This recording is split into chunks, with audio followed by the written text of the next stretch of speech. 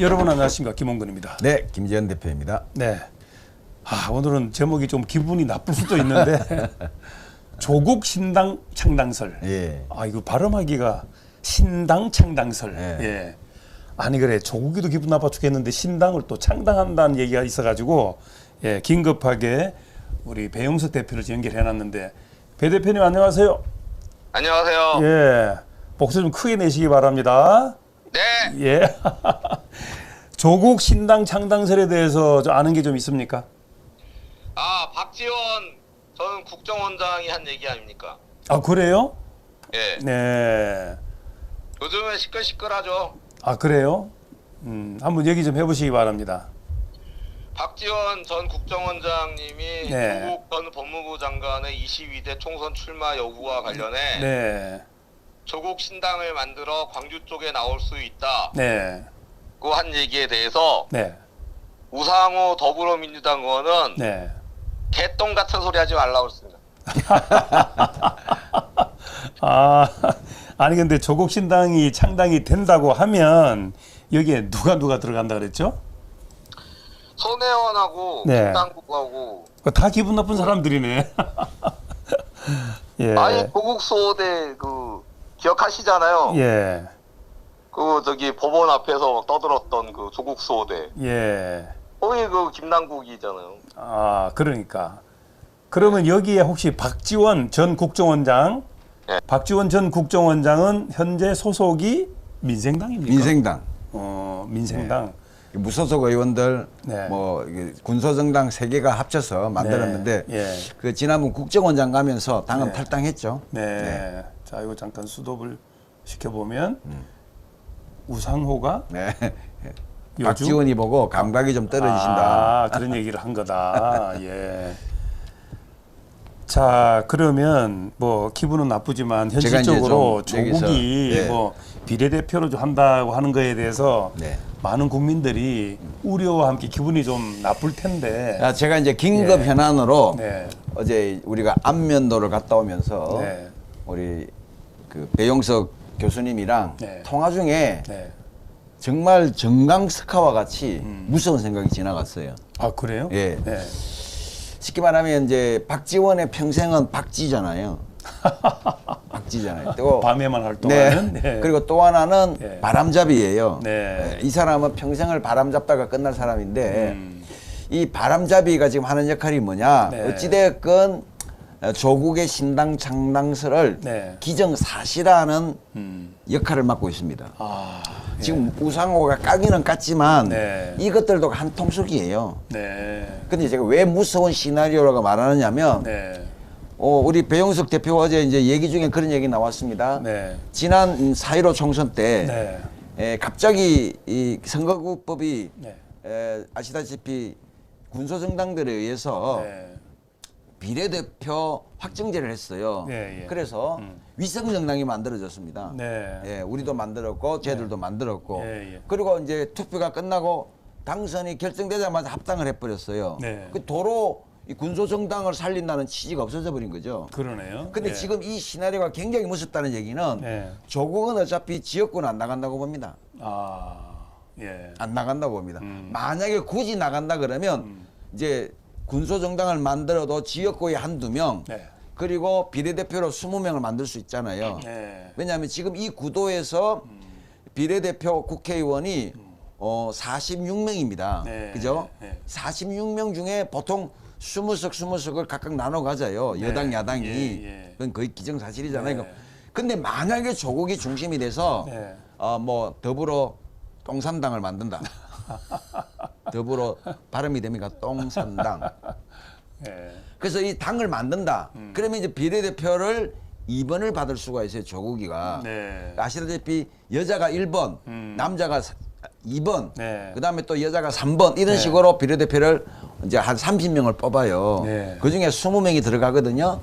그렇다면 만약에 조국이 중심이 돼서 이 조국이 중심이 돼서 당을 만들려면 반드시 누구의 지원이 필요하냐?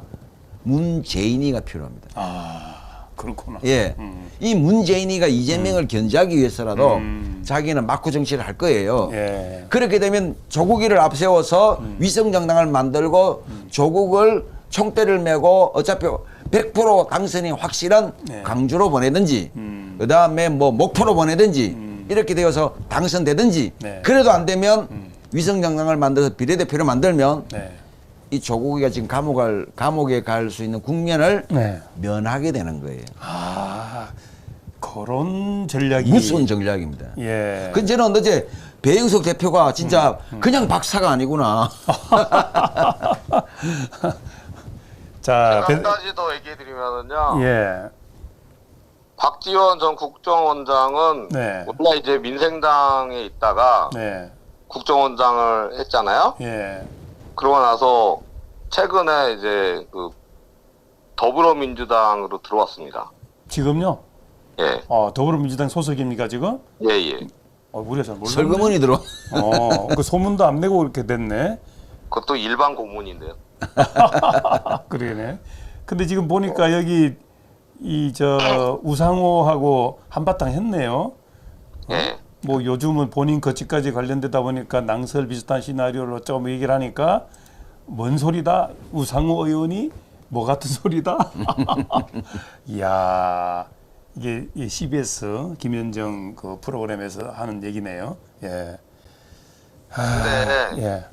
우리가 박지원 그 국정원장에 대해서 네. 이 신경을 좀 많이 써야 되는 이유가 있어요. 아, 그래요? 예, 이분이 네. 보통 고수가 아닙니다. 네. 아 그렇죠. 네. 예, 그리고 박쥐 같아요. 박지 맞아요. 100% 박지죠. 예, 무서운 분입니다. 예. 그래서 음. 내년 선거를 위해서 무슨 짓이든 할 수 있는. 그렇습니다. 야. 본인이 당선해야 되니까. 자, 자, 그러면 그러니까 쉽게 말하면 예.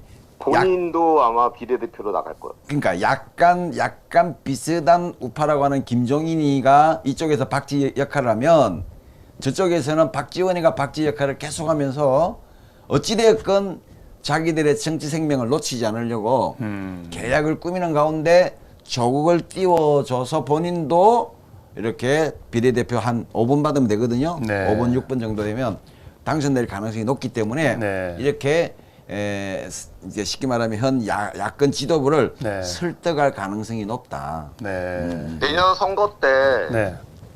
최악의 그 돈 파티가 벌어진다 이런 얘기가 벌써부터 나오기 시작을 해요. 돈 파티? 돈 파티. 많이 파티? 예. 이게 뭐냐면 이제 그래서 박지원이가 돈이 많잖아요. 예. 왜 박준희가 돈이 많지? 말꿈 배달 사고 전문가잖아요. 뭐 들리는 일설에 의하면 예. 그 옛날 외환은행 제일은행 무너질 때 그 외교 행랑으로 DJ 비자금이 뭐 수십조 원이 미국으로 건너가서 지금 숨겨져 있다는 얘기인데 그 책임을 맡은 사람이 이 박지원이에요. 그뿐이 아니에요. 김남국 더불어 꼬인당이라고 그러잖아요. 더불어 꼬인당. 네네. 코인당이 아니 꼬인당. 꼬일 대로 꼬있다고 그러는데 김남국이 만약에 이제 그 조국 신당에 참여를 하게 되면은요. 그 엄청난 돈이 또 이제 움직일 거다 이런 얘기가 나오는 거예요. 어쨌든 저는 땡큐인 게요. 그렇게 하면 이미 검찰 수사가 박지원도 겨냥하고 있고 또 김남국도 겨냥하고 있고 대장동도 겨냥하고 있기 때문에 이 모든 비자금의 출처들이 저는 대선 전에 한번 말 그대로 대환장 파티를 하면서 열려질 거라고 봅니다. 옛날 같으면은 왜 개 같은 소리 뭐 이런 얘기 했잖아요. 네. 요즘에 뭐라 그러는지 아십니까? 뭐라 그래요? 이런 개딸 같은 소리. 저는 그런 뭐 이재명 같은 이야기 하지 마라 그래요. 이재명스럽다 그래요. 이재명스럽다. 지금 광주가 갑자기 그 엄청난 그런 이슈를 몰기 시작하고 있어요. 어떤 거죠? 광주로 간다. 광주로 간다. 왜? 신당 창당한다. 그러니까 광주를 기반으로 하는 신당을 창당하겠다는 것이 한마디로 이들의 전략이군요. 그러니까 이게 지금 이 장면이 그겁니다. 저는 결국 이제 여기서 우리가 한 걸음 더 나가면요. 네. 우리가 지난번에 우리도 그 당시에 그 비례정당을 만들었지 않습니까? 4.15 총선 때. 그때 공병호가 공천위원장도 했었고요. 그래서 우리도 지금 현재 상황에서는 큰 당들은 네. 의석이 많은 당은 비례대표를 낼 수가 없어요. 네. 그래서 적은 정당, 네. 소수 정당만 이제 비례대표를 낼 수 있는데 네. 그 여파로 우리도 이제 비례대표를 할 수가 있습니다. 네. 그럼 또 지난번 같이 근데 뭐 조국 신당이 나오는 이유 중에 하나가요. 네. 도민 때문이라는 얘기도 있어요. 조민이 때문에 조국 딸. 네, 조국 딸 네. 아, 고 씨가 아니고 조 씨예요. 알아요. 조민에 대한 고민 때문이다. 예. 그러면 아니, 조민이 그쪽에서는 네. 그랬잖아요.